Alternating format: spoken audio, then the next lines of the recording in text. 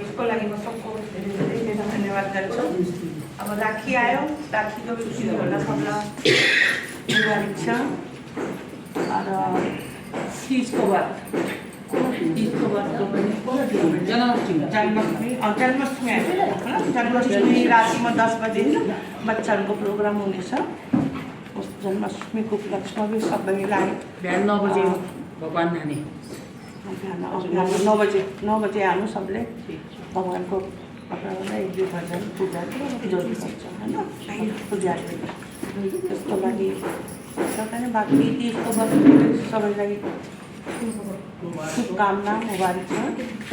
और next meeting 10 तारीख के बाद पड़ क्या अगर उसले कैंप राख्छ भने अब तिमीहरूले बताने मलाई कि कहिले राख्नु। आफ्नो महिना मङ्गलबार पर्छ। पहिले यस्तो फङ्सनहरू कीर्तनहरू किनकि अब क्याम्प राख्यो भने फेरि गाउँमा आनै पर्यो नि सबैलाई। कमसेकम महिला मण्डलको सदस्यहरू 120 छ। 120 बाट 70-80 मान्छे पुग्नु पर्यो। नहीं तो भन्नुहोस् न कस्तो गाउँ हो। गुड मॉर्निंग फ्रेंड्स, स्वागत है आपका मेरे चैनल में। तो फ्रेंड्स, आज हमारे गांव में महिला मंडल की मीटिंग हुई और इसके साथ में जो है हमारे गांव में कुछ विशेषज्ञ आए और इन्होंने हमें कैंसर के बारे में कुछ बातें बताई, जिससे जो है हमारे गांव के लोगों को जागरूक किया और उसके बारे में जो है काफ़ी अच्छे बातें बताई, जिससे जो है हमें काफ़ी अच्छी जानकारियाँ मिली। गणेश महिला मंडल के हमारे जो श्रीमती रश्मि नाथ जी आए हैं और उनके साथ मोनिका विजय जी का मैं अपनी ओर से और गणेश मंडल की ओर से इनका वेलकम करती हूँ।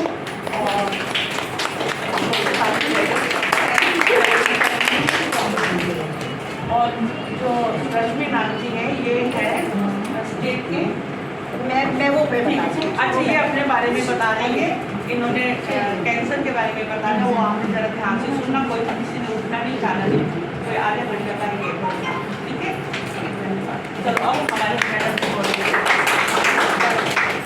अच्छा, ये हमारा ऑर्गेनाइजेशन है शिक्षा संस्कृति उत्थान न्यास। इसकी हिमाचल की जो संरक्षक हैं वो हैं विजय ठाकुर जी, ये हेड है। और सह संयोजक जो हैं वो मोनिका भारद्वाज, महिलाओं को जागरूक करना शिक्षा की तरफ से वो मोनिका भारद्वाज जी हैं। और मैं रश्मि हूँ और मैं स्वास्थ्य शिक्षा। इस ऑर्गेनाइजेशन का जो काम है वो ये है कि हम लोगों को शिक्षा के थ्रू जागरूकता लानी है हर चीज़ में, पढ़ाई में या महिलाओं के स्वावलंबी बनने के लिए या पर्यावरण के लिए। मतलब हमारे पास इतनी सब चीज़ें हैं कि उनके लिए हमें जागरूकता कैसे लाएं। बच्चों का चरित्र निर्माण जो आजकल सबसे ज़्यादा जरूरी है ना। तो उन सब के लिए ये जो ऑर्गेनाइजेशन है ये काम करती है। तो इसमें अलग अलग सबको उनका कार्यभार दे रखा है। जैसे मुझे स्वास्थ्य का दे रखा है, इनको महिला विकास के लिए दे रखा है और ये हेड है हमारी। तो ये है। अब ये है कि जैसे आप लोग सब मुझे जानते हैं, ये भी जानते हैं कि मैंने कैंसर से लड़ाई करके उसको भगा दिया, ठीक है। तो जब मैं उस बीमारी से लड़ रही थी, उस बीमारी के बाद जब मैं आई यहाँ पर, तो मुझे ऐसा महसूस हुआ कि हम लोग बहुत डरे हुए हैं, ठीक है। जब मेरा ट्रीटमेंट चल रहा था तो मेरे हस्बैंड को बोला जा रहा था कि ट्रीटमेंट क्यों करा रहे हो, वो तो नहीं बचने वाला। जब मैं यहाँ आई तो कीमो रेडिएशन जो होते हैं उनसे बाल बाल चले जाते हैं। मुझे देख के लोग डर जाते थे, हालांकि मैं स्कार्फ पहनती थी, लेकिन फिर भी वो लेडीज छुप जाती थी। अब जो भी उनके मन में, तभी मैंने सोचा था कि मैं इसके ऊपर अवेयरनेस जरूर करूँगी। और भगवान के आशीर्वाद से मुझे ये प्लेटफॉर्म मिला और शिक्षा संस्कृति उत्थान न्यास का, जहाँ मुझे ये काम सौंपा। तो अब मैं चाहती हूँ कि ज़्यादा से ज़्यादा ब्रेस्ट कैंसर क्या होता है कि हमारे सेल्स होते हैं ब्रेस्ट में, ठीक है। वो जो सेल्स होते हैं जब वो विचित्र रूप में बढ़ने लगते हैं। जब वो बढ़ने लगते हैं और वो एक जगह गांठ का रूप ले लेते हैं, जैसे पत्थर होता है ना, वैसे वो बन जाते हैं। तो जब वो बन जाते हैं वो ट्यूमर बन जाता है, और वही ट्यूमर जो है वो कैंसर बन जाता है। ये जो हमारी कोशिकाओं का अनियंत्रित रूप से जो विकास होता है, तो वही हमारा कैंसर। जरूरी नहीं है कि वो कैंसर हो। कई बार होता है कि छोटी छोटी गांठें भी हमारे को ब्रेस्ट में महसूस होती हैं, लेकिन आपने हर गांठ का, चाहे वो नॉर्मल गांठ है, उसका भी आपको अपना डॉक्टर को जाके दिखाना है। आपने लापरवाही बिल्कुल नहीं करनी है इसमें। तो ये तो है कैंसर, ब्रेस्ट कैंसर क्या है, ठीक है। बात आपको दिखे, मैं आपको बताऊंगी कैसे अपने आप को भी चेक करना है। हर बार आपको डॉक्टर के पास नहीं जाना है, ठीक है। तो जैसे भी आपको कहीं भी बॉडी में कहीं भी आपको अगर बाहर वाले पोर्शन में कोई गांठ दिखती है, ठीक है, तो आपने डॉक्टर के पास जाना है। तो एक लक्षण तो इसका ये हो गया कि आपके कोई भी गांठ बगल में या आपके ब्रेस्ट में हो तो आपको डॉक्टर के पास जाना है। दूसरा ये है कि ब्रेस्ट की जो स्किन होती है वो लाल रंग की होती है, मतलब आपकी ब्रेस्ट लाल रंग की होनी चाहिए, मतलब आपका सर्किल लाल सा रंग, ठीक है। तीसरा तो मैंने आपको बता ही दिया कि वो हार्ड होती है और दर्द होता है, उसमें दर्द नहीं होता है। या फिर जो ब्रेस्ट के निपल्स होते हैं उसके ऊपर छोटे छोटे छोटे दाने होने शुरू हो जाते हैं, ठीक है। और ब्रेस्ट का जो साइज है वो चेंज होना शुरू हो जाता है, या तो सिकुड़ने लगता है या बढ़ने लगता है, तो ये भी एक सिम्टम हो सकता है। और जो आपके निपल्स होते हैं उसमें से रेड कलर या वाइट कलर का डिस्चार्ज होना शुरू हो जाता है। कई बार क्या होता है कि कई केसेस में ये भी है कि निपल्स जो हैं वो अपनी पोजीशन चेंज करने लगते हैं, मीन्स उल्टे तरफ होने लगते हैं, ये भी एक सिम्टम होता है। और निपल्स में जलन होनी शुरू हो जाती है, सिकुड़न होती है। क्लियर? आप अपने आप कैसे चेक करेंगे, ठीक है। तो आप जब आप नहाते हैं, ठीक है, नहाने के बाद आपने एक बार ऊपर करनी है और ऐसे करके आपने हाथ से दबा दबा के ऐसे आपने देखना है कि कहीं कोई गांठ तो नहीं है, ठीक है। यहाँ पर जैसे आपने फील करना है ऐसे दबा के कि कोई गांठ तो नहीं है ना, है ना। फोटो ली तो रे, और ऐसे ही थोड़ा फोटो ली तो रे, दूसरी ब्रेस्ट को चेक करना है और यहाँ गांठ। तो ये तो आपका हो गया अपने आप कैसे आपने चेक करना है।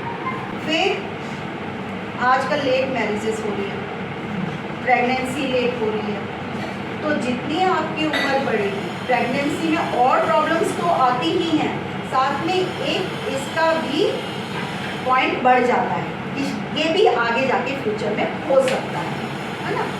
एक क्या है कि जब मेनोपॉज होते हैं हम हार्मोन थेरेपी लेते हैं ना सब लोग हार्मोन थेरेपी।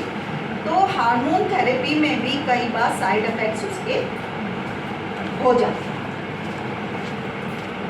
शराब, सिगरेट, तो आपने तब भी आपने रूटीन चेकअप कराते रहना चाहिए, ठीक है। उसके बाद जो है मैमोग्राम, अगर आपको कहीं गांठ फील होती है आप डॉक्टर के पास जाते हो कि भाई हमें गांठ फील होती है। या जैसे 20 साल से एक अमेरिका रिकॉर्ड ईयरली कराना है, ब्लड टेस्ट सारे कराने हैं आपने, ठीक है। एक्सरे भी कराना है आपने, ठीक है, एब्डोमेन का एक्सरे, मैमोग्राम, ये आपने एक रूटीन बनाना है कि भैया मेरे को साल भर के बाद कराना ही कराना है, ठीक है। आजकल के टाइम में कितना हमारे सब्जियों में भी कितना यूरिया वगैरह और ये सब कुछ, 1-2 घंटे के लिए हल्दी 1 चम्मच डालिए पान बाल्टी में और उसमें भिगो के रख दीजिए 2 घंटे, फिर उसके बाद वो सब्जियाँ यूज़ करें। फ्रूट्स हैं, पहले तो हम एप्पल लेते थे और ऐसे खा लेते हैं, लेकिन अभी का जो टाइम चल रहा है इस समय हमें हर फ्रूट्स भी छील के खाओगे तो बेटर है। क्या बनाए, पकौड़े बनाए, वो तेल उठा के रख दो, चलो जी हम दोबारा यूज़ कर लें, कभी नहीं इस्तेमाल करो पाउडर वाला दूध ला के रख लेते हैं, मिल्क पाउडर रख लेते हैं कई बार कि यार चलो चाय में मिला, कभी नहीं। तो कहते हैं मेडिसिन नहीं खाओ, दादी माँ के नुस्खे हैं वो करो, दवाइयों के सब दवाइयों के साइड इफेक्ट्स है ना। दूसरा आपने मिल्क पाउडर नहीं लेना। एक खैर आप लोग तो नहीं यूज़ कर देंगे, एक ना मैगी क्यूब्स आती है सूप वगैरह में डाल देते हैं, बच्चे आजकल बड़ा खाते हैं। बिल्कुल कोल्ड ड्रिंक्स तो बहुत दूर की चीज़ है, कोल्ड ड्रिंक्स तो बिल्कुल नहीं पीनी चाहिए। जैसे कोका कोला क्या उसमें तो नाम ही भूले, लाइम लेमन वाटर क्या होता है, लिप्का और ये सब ऑरेंज वाला जो है ये तो बिल्कुल नहीं पीना चाहिए। क्यों नहीं पीना चाहिए? क्योंकि कैंसर सेल्स को सबसे फेवरेट चीज़ पता है क्या है? शुगर। उसे चीनी बड़ी पसंद आती है, वो चीनी खाएगा और वो पनपेगा, वो बड़ा होता है चीनी खाकर।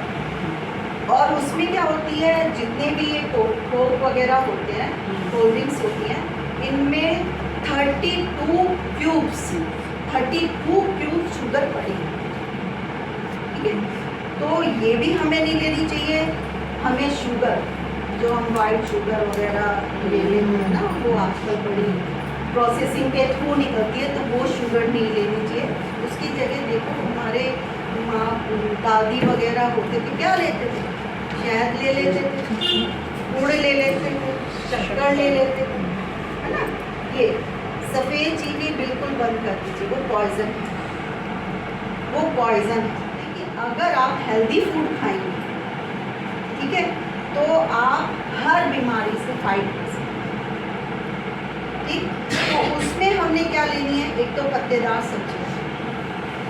सब्जियाँ में, हरे पत्तेदार सब्जियों में आपके हो गए, पालक हो गया। पालक सबसे ज़्यादा फायदेमंद है कैंसर के, एंटीऑक्सीडेंट बहुत है उसमें। ठीक है, तो हमारी अब जाड़े शुरू हो जाएंगे तो हमारे को उसका सारी सब्जियां मिला के सूप बना सकते हैं, सूप कीजिए।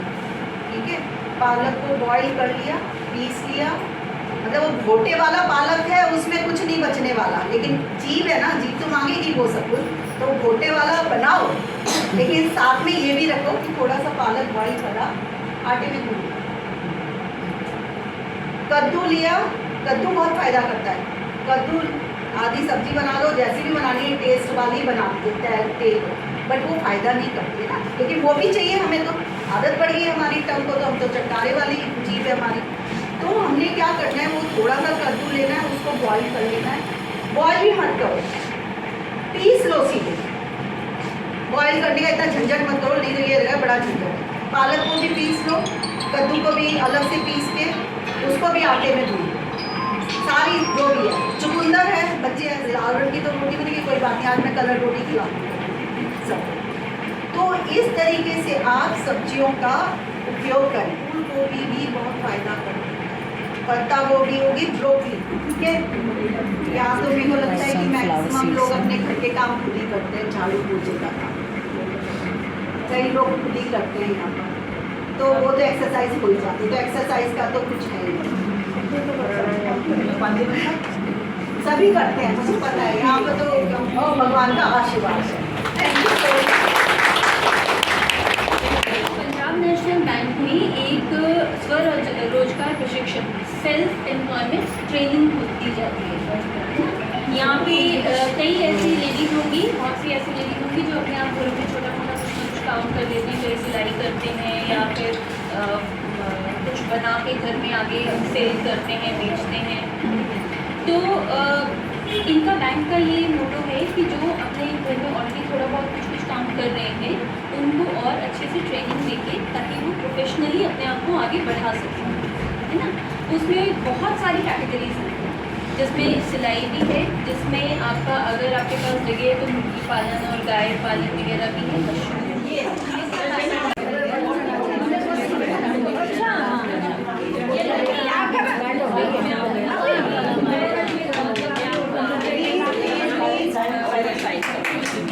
सेवा का मौका ज़रूर दीजिए, और हम लाडली फाउंडेशन हमेशा आपके साथ हैं, हम एकजुट हैं। हम महिलाएं जब एक और एक दो नहीं, हम एक और एक मिल जाएं तो 11 बन जाती हैं। है ना, तो हमें किसी चीज़ से कमतर नहीं समझना चाहिए। बेशक अब पुरुष समाज नहीं रहा है, हम महिलाओं में भी काफ़ी जागरूकता आ गई है, हम लोगों को पता है कि हमारे लिए क्या अच्छा है क्या हो रहा है ना, हमें अपने राइट्स भी पता है, जो अब तक नहीं पता था सरकार हमें क्या क्या सुविधाएं देती है, काफ़ी कुछ पता है। तो मैं इन शॉर्ट आप सबको धन्यवाद देती हूँ और यही कामना करती हूँ कि आप हमारे साथ ज़रूर जुड़िए। फाउंडेशन के अध्यक्ष श्रीमती बबीता ओबराय जी और उनके सदस्यों का इधर आके आपको जागरूक करने के लिए बहुत बहुत धन्यवाद करती हूँ। और कभी भी जरूरत पड़े तो इनको हम बुलाएंगे, ये जरूर आएंगे, आपको हमें बताना।